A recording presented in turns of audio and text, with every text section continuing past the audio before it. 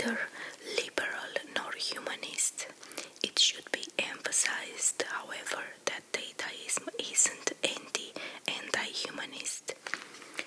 It has nothing against human experiences. It just doesn't think they are intrinsically valuable. When we surveyed the three main humanist sects, we asked which experience is the most valuable. Listening to Beethoven's Fifth Symphony, to George Berry, to a pygmy initiation song, or to the whole of A Wolf in Heat. A dataist would argue that the entire exercise is misguided because music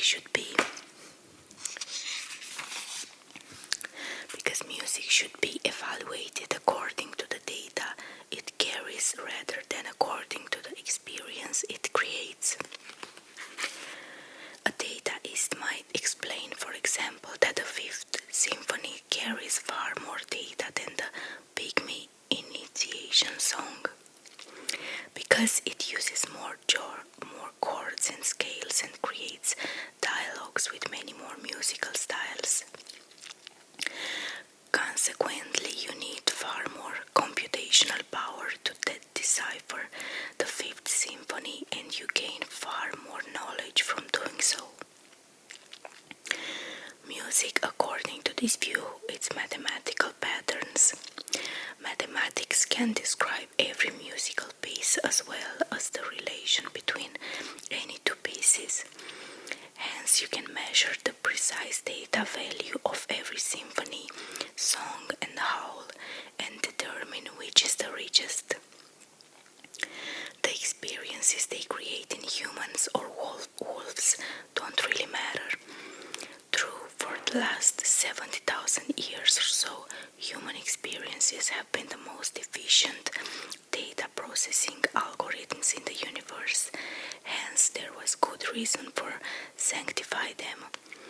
However, we may soon reach a point when these algorithms will be superseded and even become a burden. Sapiens evolved in the African savannas tens to thousands of years ago, and their algorithms are just not built to handle 21st century data flows.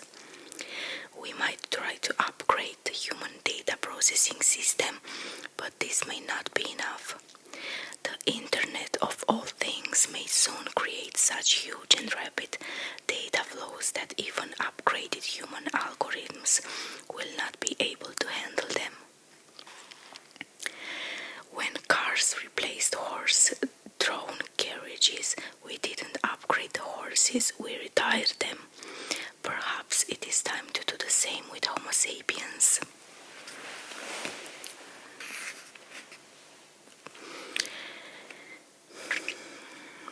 Dataism adopts a strictly functional approach to humanity, appraising the value of human experiences according to their function in data processing mechanisms. If we develop an algorithm that fulfills the same function better, human experiences will lose their value. Thus, if we can replace not just taxi drivers and doctors, but also lawyers, poets, and musicians with superior computer programs, why should we care if these programs have no consciousness and no subjective experiences? If some humanist starts adulating the sacredness of human experience, dataists would dismiss such sentimental humbug. The experience you are praising is just an outdated biochemical algorithm. In the African savanna 70,000 years ago, that algorithm was state of the art. Even in the 20th century, it was vital for the army and for the economy. But soon we will have much better algorithms. In the climatic scene of many Hollywood science fiction movies, humans face an alien invasion fleet, an army of rebellious robots, or an all-knowing supercomputer that intends to obliterate them. Humanists seems doomed. But at the very last moment, against all odds, humanity triumphs, thanks to something that the aliens, the robots, and the supercomputers didn't suspect and cannot fathom: love. The hero, who up till now has been easily manipulated by the supercomputer and riddled with bullets by the evil robots, is inspired by his sweetheart to make a completely unexpected move that turns the tables on the thunderstruck Matrix. Dataism finds such scenarios utterly ridiculous. Come on, it admonishes the Hollywood screenwriters. Is that all you could come up with? Love, and not even some platonic cosmic love, but the carnal attraction between two mammals. Do you really think that an all-knowing supercomputer or aliens who contrived to conquer the entire galaxy would be dumbfounded by a hormonal rush?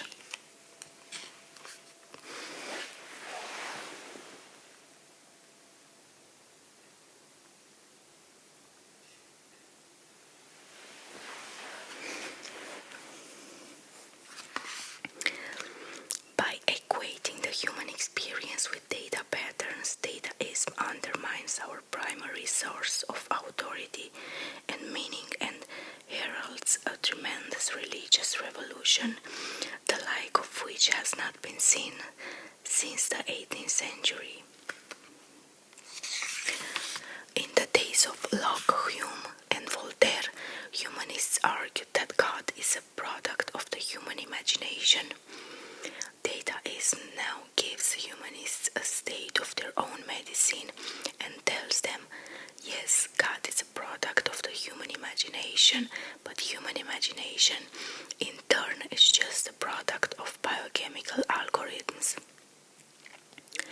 In the 18th century, humanism sidelined God by shifting from a deocentric to a homocentric worldview. In the 21st century, dataism may sideline humans by shifting from a homocentric to a data-centric view. The dataist revolution will probably take a few decades, if not a century or two, but then the humanist revolution too did not happen overnight. At first, humans kept on believing in God, arguing that humans are sacred because they were created by God for some divine purpose. Only much later did some people dare say that humans are sacred in their own right and that God doesn't exist at all. Similarly, today, most dataists claim that the Internet of all things is sacred because humans are creating it to serve human needs. But eventually, the Internet of all things may become sacred in its own right. The shift from a homocentric to a data-centric worldview won't be merely a philosophical revolution. It will be a practical revolution. All truly important revolutions are practical. The humanist idea that human invented God was significant because it had far-reaching practical implications. Similarly, the dataist idea that organisms are algorithms is significant due to its day-to-day practical consequences. Ideas change the world only when they change our behavior. In ancient Babylon, when people faced a difficult dilemma, they climbed in the darkness of the night to the top of the local temple and observed the sky. The Babylonians believed that the stars controlled their fate and predicted their future. By watching the stars, the Babylonians decided whether to get married, plough the fields, and go to war. Their philosophical beliefs were translated into very practical procedures. Scriptural religions, such as Judaism and Christianity, told a different story. The stars are lying. God, who created the stars, revealed the entire truth in the Bible. So stop obsessing observing the stars, read the Bible instead. This too was a practical recommendation when people didn't know whom to marry, what career to choose, or whether to start a war. They read the Bible and followed its counsel. Next came the humanists with an altogether new story. Humanists invented God, wrote the Bible, and then interpreted it in 1,000 different ways. So humans themselves are the source of all truth. You may read the Bible as an inspiring human creation, but you don't really need to. If you are facing any dilemma, just listen to yourself and follow your inner voice. Humanism's day then gave detailed, practical instructions on how to listen to yourself, recommending techniques such as watching sunsets, reading God, keeping a private diary, having a heart-to-heart talk with a good friend, and holding democratic elections. For centuries, scientists too accepted these humanist guidelines. When physicists wondered whether or not to get married, they too watched sunsets and tried to get in touch with themselves. When chemists contemplated whether to accept a problematic job offer, they too wrote diaries and had heart-to-heart talks with a good friend. When biologists debated whether to wage war or sign a peace treaty, they too voted in democratic elections. When brain scientists wrote books about their startling discoveries, they often put an inspiring God quote on the first page. This was the basis for the modern alliance between science and humanism, which kept the delicate balance between the modern yang and the modern yin, between reason and emotion, between the laboratory and the museum, between the production line and the supermarket. The scientists not only sanctified human feelings but also found an excellent evolutionary reason to do so. After Darwin, biologists began explaining that feelings are complex algorithms honed by evolution to help animals make correct decisions. Our love, our fear, and our passion aren't some nebulous spiritual phenomena good only for composing poetry. Rather, they encapsulate millions of years of practical wisdom. When you read the Bible, you are getting advice from a few priests and rabbis who lived in ancient Jerusalem. In contrast, when you listen to your feelings, you follow an algorithm that evolution has developed for millions of years and that withstood the quality control tests of natural selection. Your feelings are the voice of millions of ancestors, each of whom managed to survive and reproduced in an unforgiving environment. Your feelings are not infallible, of course, but they are better than most other sources of guidance. For millions upon millions of years, feelings were the best algorithms in the world. Hence, in the days of Confucius, of Muhammad, or of Stalin, people should have listened to their feelings rather than to the teaching of Confucianism, Islam, or communism. Yet in the 21st century, feelings are no longer the best algorithms in the world. We are developing superior algorithms that utilize unprecedented computing power and giant databases.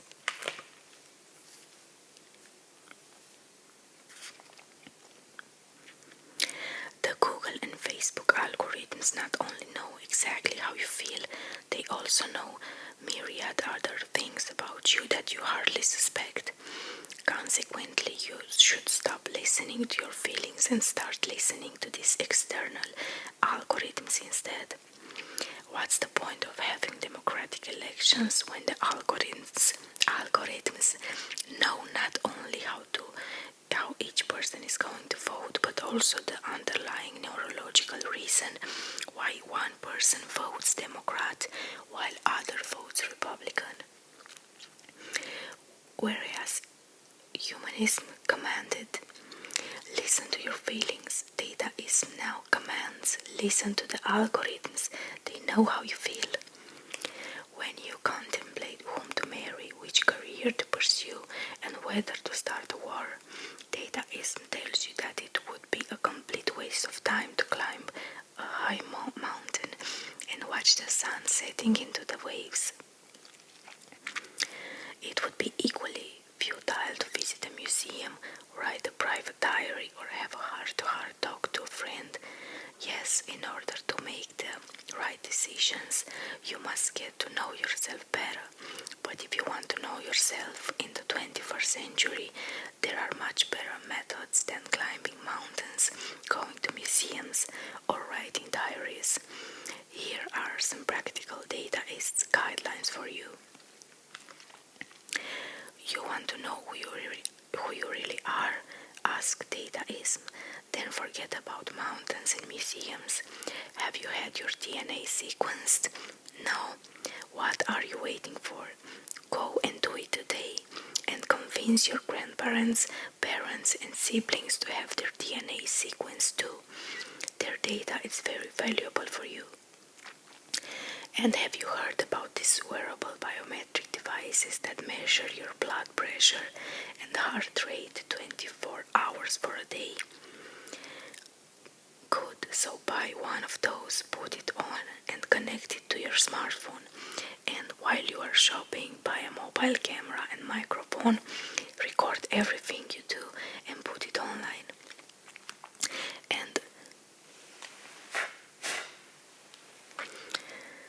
And allow Google and Facebook to read all your emails, monitor all your chats and messages, and keep a record of all your likes and clicks.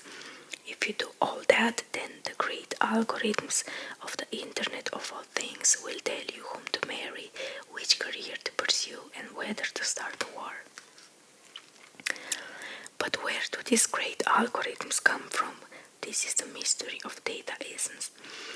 Just as according to Christianity, we humans cannot understand God and His plan, so dataism declares that the human brain cannot fathom the new master algorithms. At present, of course, the algorithms are mostly written by human hackers, yet the really important algorithms, such as the Google search algorithm, are developed by huge teams. Each member understands just one part of the puzzle, and nobody really understands the algorithm as a whole. Moreover, with the rise of machine learning and artificial neural networks, more and more algorithms evolve independently, improving themselves and learning from their own mistakes. They analyze astronomical amounts of data that no human can possibly encompass and learn to recognize patterns and adopt strategies that escape the human mind. The seed algorithm may initially be developed by humans, but as it grows, it follows its own path, going where no humans has gone before and where no human can follow. A ripple in the data flow.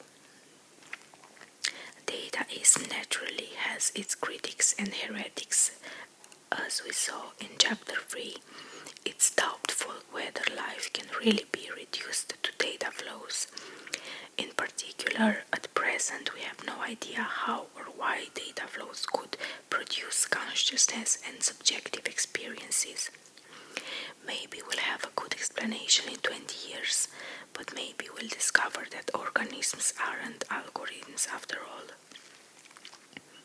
It is equally doubtful whether life boils down to mere decision-making.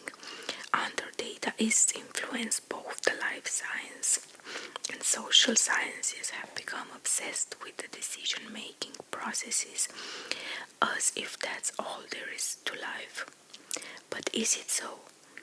Sensations, emotions, and thoughts certainly play an important part in making decisions, but is that their sole meaning? Dataism is gaining a better and better understanding of decision-making processes, but it might be adopting an increasingly skewed view of life.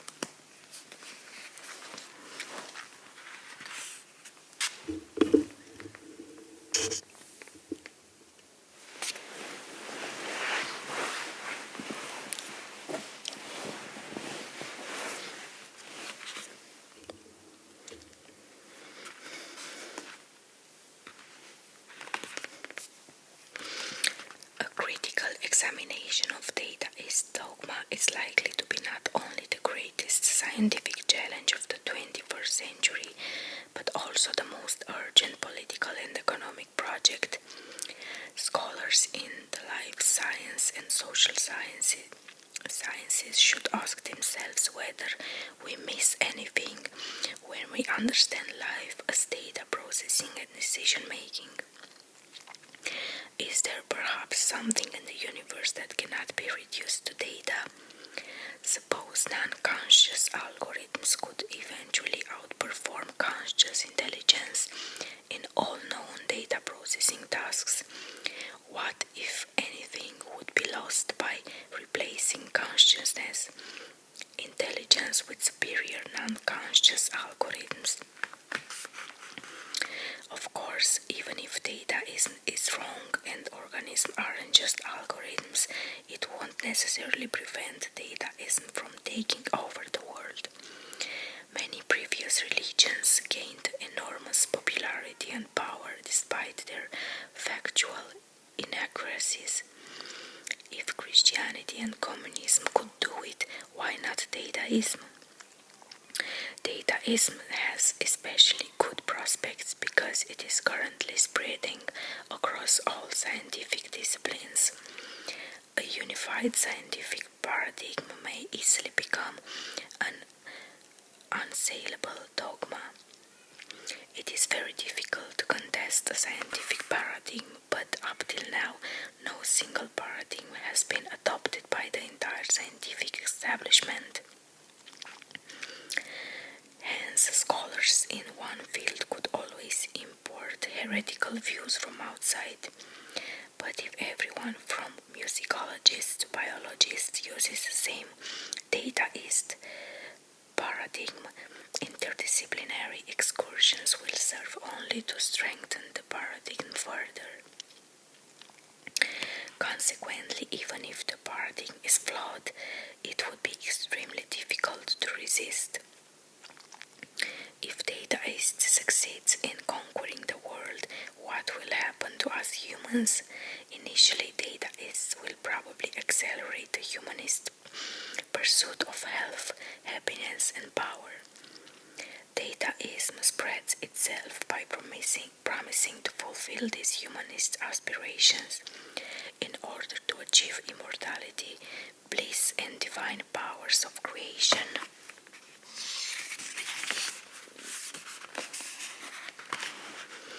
We need to process immense amount of data far beyond the capacity of the human brain, so the algorithms will do it for us.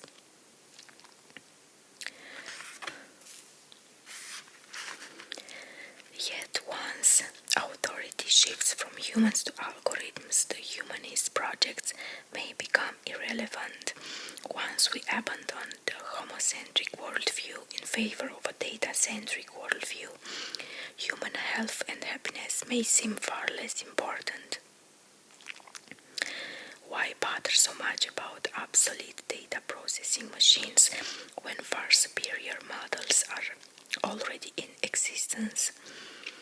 We are striving to engineer the Internet of all things in the hope that it will make us healthy, happy, and powerful.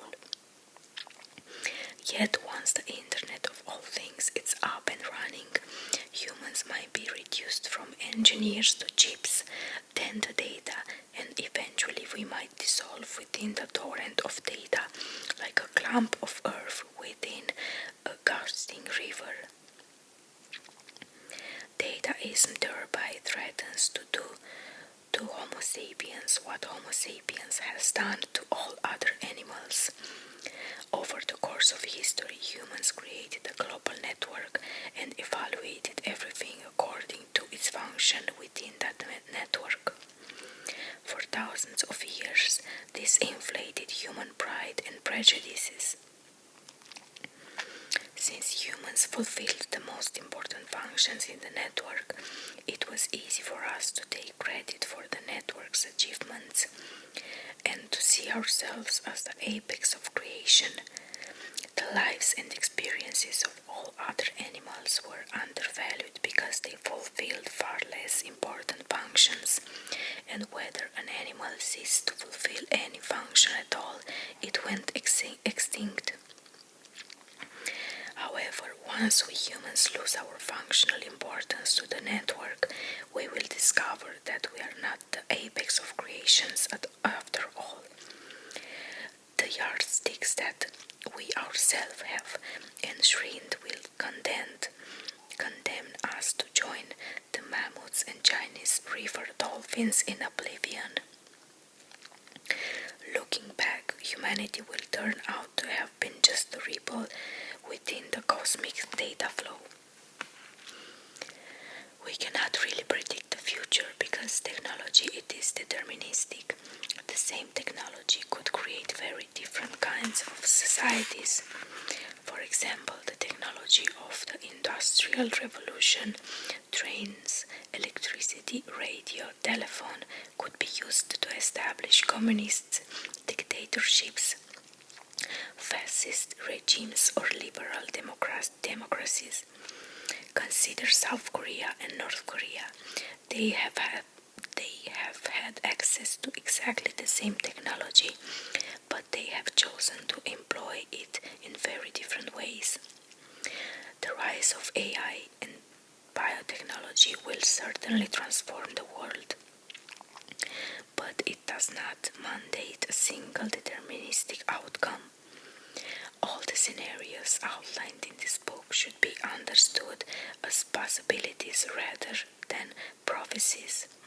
If you don't like some of these possibilities, you are welcome to think and behave in new ways that will prevent these particular possibilities from materializing.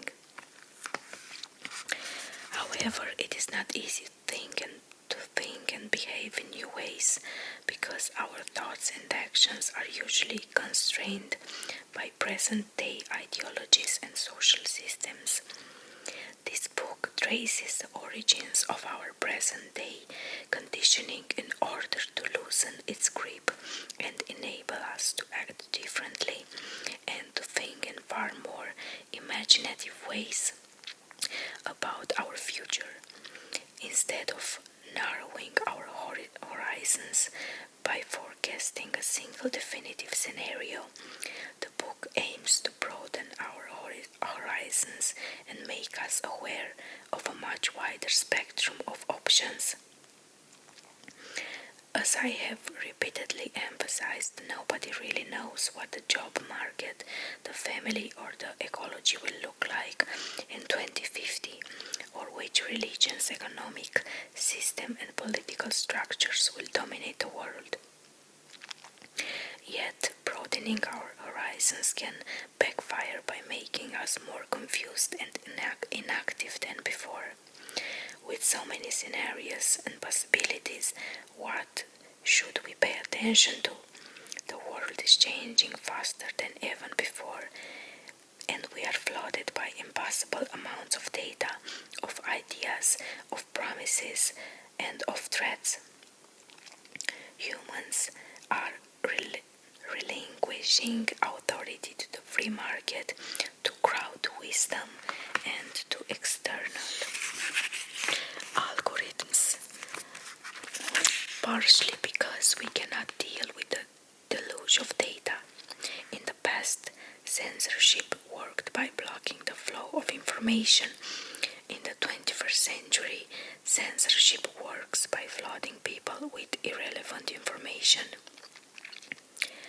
We just don't know what to pay attention to and often spend our time investigating and debating side issues. In ancient times, having power meant having access to data. Today, having power means knowing what to ignore. To consider everything that is happening in our chaotic world, what should we focus on?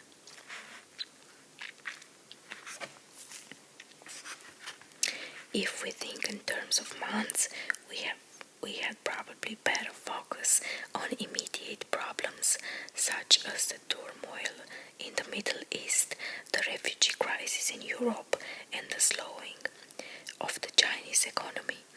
If we think in terms of decades, then global warming, growing inequality, and the disruption of the job market loom large. Yet, if we take the really grand view of life, all other problems and developments are overshadowed by three interlinked processes.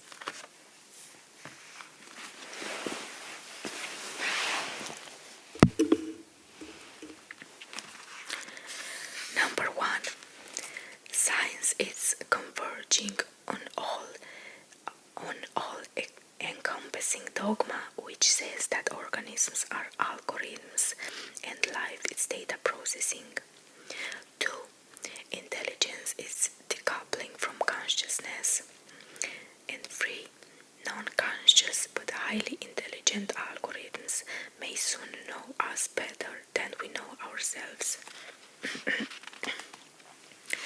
These three processes raise three key questions which I hope will stick in your mind long after you have finished this book.